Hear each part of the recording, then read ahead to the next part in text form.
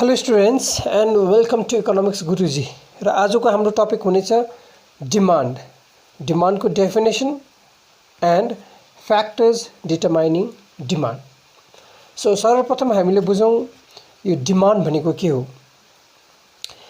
Generally demand भन्दाखेरि हामी desire to get anything, कुनै पनि कुराको इच्छा गर्नु चाहना गर्नुलाई चाहिँ हामी डिमान्ड भनेर बुझ्ने गर्छ। तर इकोनोमिक्समा डिमान्ड चाहिँ डिजायर या हाम्रो निड्स भन्दा बेग्लै कुरो हो।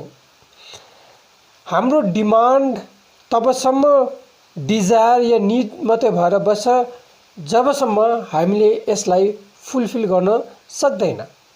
अर्थात् कुनै पनि डिजायर, कुनै पनि निड तबसम्म डिमान्ड हुन सक्दैन जबसम्म त्यसलाई हामीले फुलफिल गर्न सक्दैनौँ। यो फुलफिल गर्नको लागि चाहिँ हाम्रोमा दुईटा कुरो एकदमै जरुरी छ। त्यो चाहिँ के हो भन्दा चाहिँ हाम्रो एबिलिटी र हाम्रो विलिङनेस। कुनै पनि कुराको डिमान्ड हुनुको लागि चाहिँ हाम्रोमा त्यो चिजबिजको लागि हाम्रोमा विलिङनेस पनि हुनु पर्यो, इच्छा पनि हुनु पर्यो। सेकेन्ड कुरा चाहिँ हाम्रोमा एबिलिटी पनि हुनु पर्यो कि हामीले त्यो चिजहरू खरिद गर्नु या किन्नु या प्राप्त गर्नु सक्ने क्षमता हुनु पर्यो। त्यसैकारण जब कुनै पनि हामीले चाहेको कुरो हामी प्राप्त गर्न सक्छौँ र हाम्रोमा त्यो प्राप्त गर्ने क्षमता छ तब मात्रै त्यो कुरालाई हामी डिमान्ड भनेर बुझ्छौँ। सो त्यही कारण चाहिँ इकोनोमिक्समा चाहिँ डिमान्डलाई एकदमै सिम्पल भाषामा हामीले एक्सप्लेन गर्नु पर्दाखेरि चाहिँ के भन्न सक्छौँ भन्दा चाहिँ demand is the desire to purchase backed by purchasing power. अर्थात् डिमान्ड भनेको चाहिँ कुनै पनि कुरो डिजायर गर्नु साथसाथै त्यो कुरालाई हामीले पर्चेज गर्न सक्नुलाई चाहिँ हामी डिमान्ड भन्छौँ। यदि कुनै पनि कुरा यस्तो छ जुन चाहिँ हामीलाई मन परिरहेको छ, we want to have that, हाम्रोमा डिजायर छ, डिजायर टु ह्याभ द्याट, तर हाम्रोमा त्यो चिजबिजहरू खरिद गर्ने या अर्जन गर्ने क्षमता छैन भने त्यसलाई हामी डिमान्ड भन्न सक्दैनौँ। र फर सिम्पल अन्डरस्ट्यान्डिङ तपाईँहरूलाई, यदि तपाईँहरूको गोजीमा पैसा छैन भने तपाईँले सिम्पलभन्दा सिम्पल तपाईँहरूले चाहेको वस्तु पनि तपाईँले प्राप्त गर्नु सक्नुहुन्न। जस्तै तपाईँकोमा 10 रुपियाँ छ भने तपाईँले 10 रुपियाँ भित्रमा खरिद गर्नु सक्ने चिजबिजको चाहिँ डिमान्ड गर्नु सक्छ, किनभने त्यो कुरो तपाईँले खरिद गर्नु सक्छ। सो त्यही कारण त्यो कुरालाई मात्रै डिमान्ड भन्न सक्छौँ जुन चाहिँ कुरा चाहिँ हामीले चाहेर त्यसलाई खरिद गर्न सक्छौँ, त्यो मात्रै हाम्रो डिमान्ड भन्छ। अब नेक्स्ट कुरो हो फ्याक्टर्स डिटरमाइनिङ डिमान्ड। अर्थात् डिमान्ड चाहिँ कुन कुन फ्याक्टरमाथि निर्धारित हुँदछ। यसमा हामीले याद गर्नुपर्ने दुईटा कुरा छ। एउटा चाहिँ हो इन्डिभिजुअल डिमान्ड, तपाईँहरूको मेरो पर्सनल डिमान्ड के माथि निर्भर गर्छ, र अर्को हुन्छ बजारको demand as a whole. So सबैभन्दा पहिला हामी हेरौँ फ्याक्टर्स डिटरमाइनिङ इन्डिभिजुअल डिमान्ड। तपाईँ र मेरो डिमान्ड चाहिँ के माथि निर्भर हुँदो रहेछ। र सर्वप्रथम फर्स्ट पोइन्ट छ need of the individual. Need of the individual अर्थात् मान्छेको आवश्यकतामाथि डिमान्ड निर्भर गर्छ। तपाईँलाई जे कुरोको बेसी आवश्यकता पर्छ तपाईँले त्यो कुरा नै डिमान्ड गर्ने गर्छ। जस्तै तपाईँ केटाहरू हो भने केटाहरूले के कुराहरूको बेसी डिमान्ड गर्न सक्छ। जस्तै अहिलेको सिजनमा तपाईँले हेर्नुभयो भने फुटबल बुट्स, स्टकिङ्स, क्रिकेट ब्याट, होइन, मोटर बाइक। सो यस्तो कुरोको चाहिँ डिमान्ड हुन्छ जुन चाहिँ कुरा चाहिँ केटाहरूलाई आवश्यकता छ। त्यसरी नै यदि केटीहरूलाई कुन कुराको आवश्यकता छ त्यो कुराको उनीहरूले डिमान्ड गर्ने गर्छ। सो यो भयो need of an individual. Second छ तपाईँको टेस्ट एन्ड प्रेफरेन्स। टेस्ट हेर्नुहोस्, TASTES। टेस्ट भनेको स्वाद, मान्छेको इच्छा चाहना, मान्छेको लाइकिङ्स, टेस्ट एन्ड प्रेफरेन्सेस भनेको चाहिँ मान्छेको लाइकिङ्समाथि पनि डिमान्ड डिटरमाइन हुन्छ। मान्छेलाई जुन कुरो बेसी मनपर्छ मान्छेले त्यही कुरोको बेसी डिमान्ड गर्ने गर्छ र मान्छेले जुन कुरो मन पराउँदैन त्यो कुरो मान्छेले एकदमै थोरै मात्रै डिमान्ड गर्ने गर्छ। This is very very easy. Now third छ तपाईँको इन्कम अफ द इन्डिभिजुअल। अघि मैले भनिहालेँ डिमान्ड तब मात्रै हुन्छ जब त्यो कुरो हामीले फुलफिल गर्न सक्छौँ र त्यो कुरो फुलफिल गर्नको लागि हामीलाई के चाहिन्छ? हामीलाई त्यो कुरो किन्ने हाम्रोमा क्षमता हुनु पर्यो। त्यो क्षमता किन्ने क्षमता हाम्रो पैसाले डिटरमाइन गर्छ। सो त्यसले गर्दाखेरि चाहिँ income is very important. So income is one of the factor. यदि कुनै मान्छेको इन्कम बेसी छ भने त्यो मान्छेले बेसी डिमान्ड पनि गर्न सक्छ र इन्कम कम्ती छ भने हाम्रो डिमान्ड कम्ती पनि हुन्छ। जस्तै स्टुडेन्ट्सहरुकोमा इन्कम हुँदैन, त्यसले गर्दा उनीहरूको डिमान्ड सीमित हुन्छ। तर जब त्यो स्टुडेन्ट पढिसकेर एउटा काम गर्ने व्यक्ति हुन्छ तब उसको इन्कम पनि बेसी हुन्छ र उसको डिमान्ड पनि त्यसै बढेर जान्छ। Now next point is price of the commodity. कुनै पनि चिजबिजको दाम माथि पनि हाम्रो डिमान्ड निर्भर हुन्छ। प्रायः हामीले के देख्छौँ भन्दाखेरि सस्तो कुरोको डिमान्ड बेसी हुन्छ या बेसी मान्छेले त्यो कुरो खरिद गर्न सक्छ, त्यसले गर्दाखेरि चाहिँ त्यो चिजबिजको डिमान्ड बेसी हुन्छ।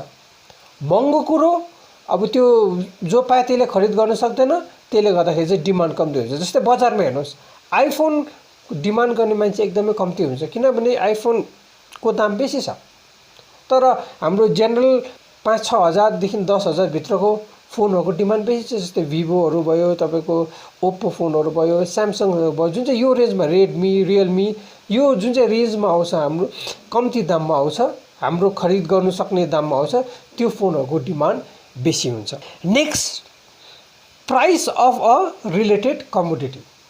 अब कमोडिटीको आफ्नै दाम त भयो तर त्योसँग सम्बन्धित कमोडिटीको दामले पनि कुनै चिजबिजको डिमान्ड डिटरमाइन गर्छ। अब यहाँनिर तपाईँले याद गर्नुपर्ने कुरा के छ भन्दाखेरि चाहिँ यहाँ दुई प्रकारको कमोडिटी हुन्छ। एउटा हुन्छ सब्स्टिट्युट्स, अर्को हुन्छ कम्प्लिमेन्टरी। सब्स्टिट्युट्स भनेको एक अर्काको ठाउँमा युज गर्न सकिने, जस्तै कोका-कोला र पेप्सी सब्स्टिट्युट्स हो। र कम्प्लिमेन्ट्रीमा चाहिँ एक अर्का बेगर कामै गर्न नसक्ने, जस्तै फुटबल बुट्स र फुटबल कम्प्लिमेन्ट्री हो। ऱ्याकेट र ब्याडमिन्टनको ऱ्याकेट र सटलकक कम्प्लिमेन्टरी हो। उनीहरू एक अर्का बेगर कामै लाग्दैन। सो पहिला हेरौँ सब्स्टिट्युट्स। सब्स्टिट्युट्समा चाहिँ के हुन्छ भन्दाखेरि मानिलिनुहोस् कोका-कोला र पेप्सीको दाम बराबर छ 10 रुपियाँ बोतल। अब पेप्सीको दाम बढ्यो अरे 15 रुपियाँ बोतल भयो अरे। अब मान्छेले के गर्छ? पेप्सी खाँदै गरेको मान्छे या पेप्सी डिमान्ड गर्दै गरेको मान्छेले पनि अब के गर्छ? पेप्सीको दाम बढेको कारणले गर्दाखेरि अब उसले कोका-कोला खान थाल्छ, किनभने कोका-कोला त्योभन्दा कम्ती दाममा पाइन्छ। अब त्यसो हुँदा के भयो?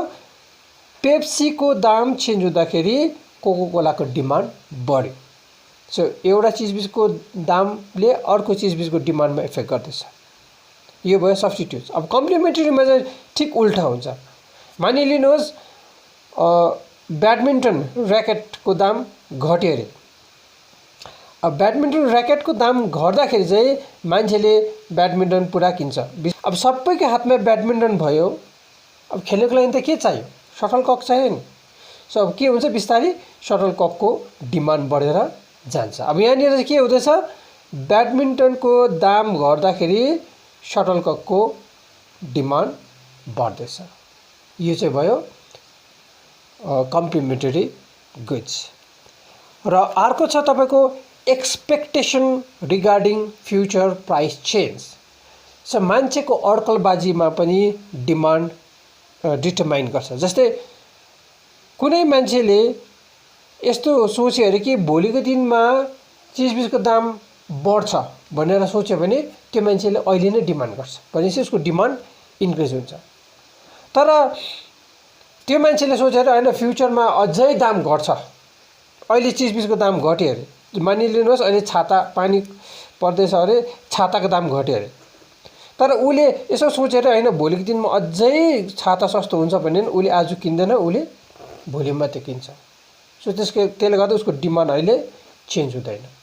तर उसलाई लाग्यो कि होइन पानी झन् भोलि बढ्छ होला, त्यसले गर्दा छाताको दाम अझै बढ्छ जस्तो लाग्यो भने उसले आज नै बेसी डिमान्ड गर्छ। सो त्यसले गर्दा उसले कुन प्रकारको एक्सपेक्टेसन राखेको छ, फ्युचर प्राइस बढ्छ घट्छ, त्यो माथि पनि उसको डिमान्ड निर्धारण हुन्छ। र अर्को लास्ट चाहिँ हो डेमोन्स्ट्रेसन इफेक्ट। डेमोन्स्ट्रेसन भनेको चाहिँ देखासिकी गर्नु, देखाउनु। र डेमोन्स्ट्रेसन यो देखासिकीले पनि डिमान्डलाई धेरैभन्दा धेरै प्रभाव पारिरहेको छ। दुईजना साथी एकदमै मिल्ने साथी छ, एकजनाले फोन किन्यो भने अर्कोलाई पनि फोन चाहिन्छ, त्यसले गर्दा उसले पनि घरमा गएर फोन डिमान्ड गर्न थाल्छ। यो चाहिँ भयो डेमोन्स्ट्रेसन इफेक्ट। एउटा छिमेकीले नयाँ टेलिभिजन लियो भने उताको छेउको छिमेकीले पनि फेरि नयाँ टेलिभिजन ल्याउँछ। त्यो भयो देखासिकी। यो देखासिकीले पनि डिमान्ड बढाउने गर्छ। सो यो भयो तपाईँको इन्डिभिजुअल डिमान्ड। अब हेरौँ market demand. Market as a होलमा चाहिँ डिमान्ड केले चाहिँ प्रभाव गर्दो रहेछ। सबैभन्दा पहिला चाहिँ नम्बर अफ कन्ज्युमर्स। अभियसली जुन ठाउँमा कन्ज्युमर्सहरू बेसी हुन्छ, ग्राहकहरू बेसी हुन्छ, किन्ने मान्छेहरू बेसी हुन्छ, त्यो ठाउँमा डिमान्ड पनि बेसी नै हुन्छ।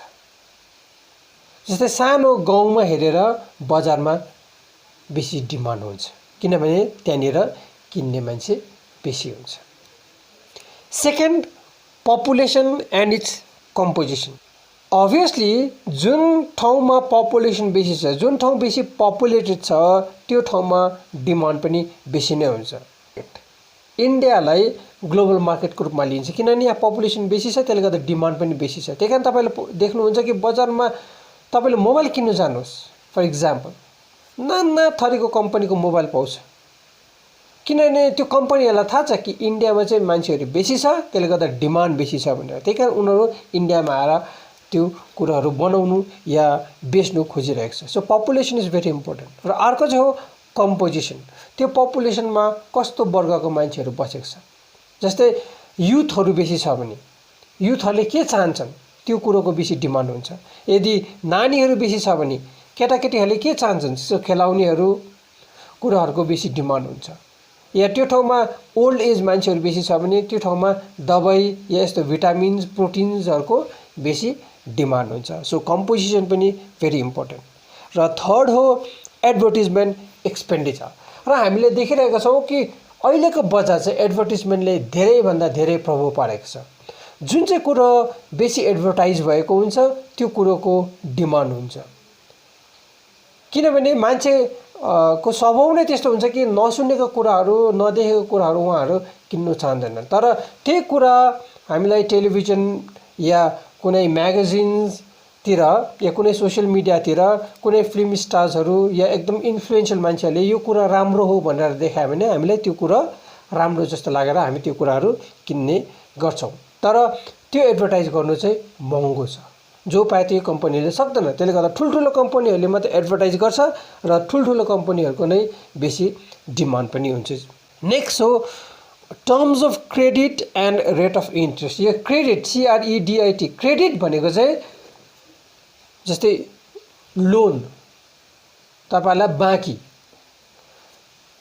यदि यो सिस्टमहरू छ, ब्याङ्क्सहरू छ जसले तपाईँहरूलाई लोन इजिली अभाइलेबल गर्छ, या फाइनेन्स कम्पनीहरू छ जसले तपाईँहरूलाई फाइनेन्स गरेर त्यो कुराहरू किन्न सजिलो गराउँछ भने त्यो ठाउँमा डिमान्ड बेसी हुन्छ। अब अहिले हामी बजारमा देख्छौँ नाना प्रकारको फाइनेन्सिङ छ, विशेष गरी अहिले बजारमा चलिरहेको छ बजाज फिन्सी होइन। सो त्यसले गर्दा मेरोमा गोजीमा टेलिभिजन 40,000को टेलिभिजन किन्ने पैसा हुँदैन, तर त्यो फाइनेन्स कम्पनीहरूले मलाई महिनाको 1000 रुपियाँ या 2000 रुपियाँ या 5000 रुपियाँ तिरेर पनि त्यो टिभी तपाईँले किन्नु सक्नुहुन्छ भनेर त्यस्तो प्रबन्ध मिलाइदिएको छ भने म बजारमा गएर त्यो टिभी किनिकन आउँछु भनेपछि के भयो, डिमान्ड बढेर गयो, मार्केटको डिमान्ड होइन। सो त्यसले गर्दा यस्तो फाइनेन्सिङ सिस्टमले या इन्ट्रेस्ट कम्ती रेटमा इन्ट्रेस्टहरू पाउँदैछन्, मान्छेले लोनहरू निकालेर घर बनाउँछ, गाडी किन्छ, बाइक किन्छ। सो त्यसले गर्दा डिमान्ड बढेर गयो नि। सो त्यो पनि एकदमै इम्पोर्टेन्ट छ। Next, introduction of new products. जब नयाँ प्रडक्ट मार्केटमा लन्च हुन्छ त्यसले पनि डिमान्ड बढाउने गर्छ। जस्तै गाडीहरू हेर्नुहोस्, गाडीहरूमा नयाँ नयाँ मोडल जति बजारमा आउँछ या बाइक्सहरूमा नयाँ मोडल जति बजारमा आउँछ मान्छेहरूले त्यही नयाँ मोडल किन्ने गर्छ। पुरानो मोडल मान्छेले किन्दैन, बरु आफ्नो छ भने बेचेर उनीहरू फेरि नयाँ मोडल किन्छन्। नयाँ प्रडक्ट्स बजारमा आयो भने पनि डिमान्ड बढेर जान्छ। सो यति चाहिँ तपाईँहरूले याद गर्नुभयो भने I think this will be more than enough. र आशा गर्छु तपाईँहरूलाई यो बुझ्नुभयो होला। यदि तपाईँहरूको कुनै क्वेरिजहरू छ भने तपाईँले तल गएर कमेन्ट बक्समा गएर तपाईँले त्यो लेख्न सक्नुहुन्छ। र कुनै टपिक तपाईँले बुझ्नुभएको छैन भने त्यसको पनि यु क्यान रिक्वेस्ट मी, म त्यसको पनि भिडियो बनाएर अपलोड गर्ने प्रयास गर्दैछु। So have a good day, by by.